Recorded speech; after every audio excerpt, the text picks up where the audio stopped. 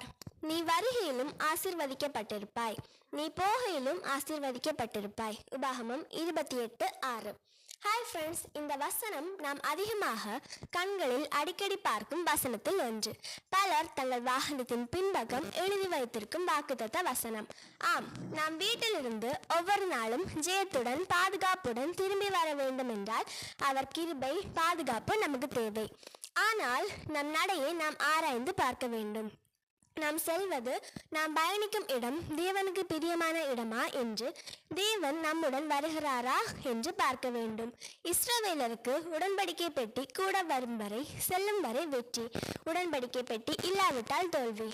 தேவ பிள்ளைகளாகிய நமக்கு அவர் நம்முடன் இருக்கும் வரை நாம் செல்லும் இடமெல்லாம் அவர் நம்மை பாதுகாப்பால் ஆசீர்வதித்து வெற்றியை கட்டளையிடுவார்.